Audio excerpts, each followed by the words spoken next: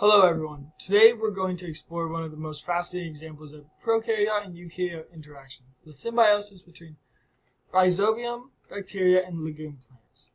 This partnership is not only a biological marvel, but also one of the most important interactions for agriculture and global nitrogen cycles. Let's meet the two players. On the prokaryote side, we have Rhizobium species, a soil-dwelling gram-negative bacteria.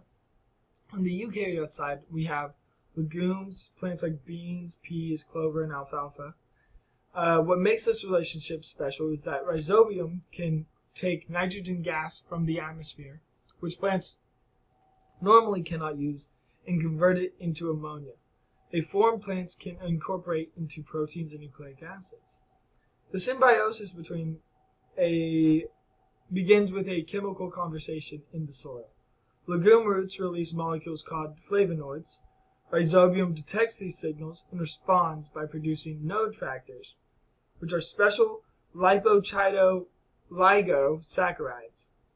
These node factors act like keys that unlock the legume's response. They cause root hairs to curl, trap the bacteria, and form an infection thread, a tunnel through which Rhizobium enters the root tissue. This is an elegant example of prokaryote and eukaryote signaling. The plant recognizes bacterial signals as friendly, not harmful, and actually invites the microbes in. So here I have an illustration of a root hair curling when exposed to these nod factors. And then here we have the root hair opening up, letting the infection thread in. Once inside, the plant cells divide to create a new organ called a root nodule. Inside the nodule, the bacteria differentiate into bacterioids, which specialize in nitrogen fixation. Here, Rhizobium expresses the enzyme nitrogenase, which converts atmospheric nitrogen gas into ammonia. Meanwhile, the plant provides the bacteria with carbohydrates in a low oxygen environment. Thanks to a special oxygen-binding protein called legohemoglobin, which gives nodules their pinkish color, it's a perfect example of cooperation. The plant gives food and shelter, and the bacteria gives fertilizer. This interaction has enormous ecological and agriculture significance. Every year, legume-rhizobium symbiosis contribute to over 70 million tons of nitrogen to ecosystems, reducing the need for synthetic fertilizers. That's why farmers often rotate crops with soybeans or clover to naturally replenish nitrogen in the soil.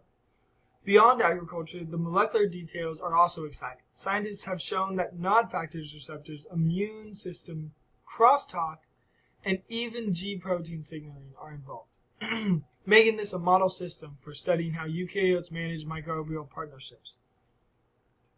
So, to summarize, Rhizobium and legumes communicate through flavonoids and nod factors, form infection threads in root nodules, and exchange nutrients in a tightly regulated symbiosis. It's a textbook example of how prokaryotes and eukaryotes don't just coexist, they thrive together. Thank you for listening, and I hope you now see why Rhizobium-legume interaction is both scientifically fascinating and practically vital to our world.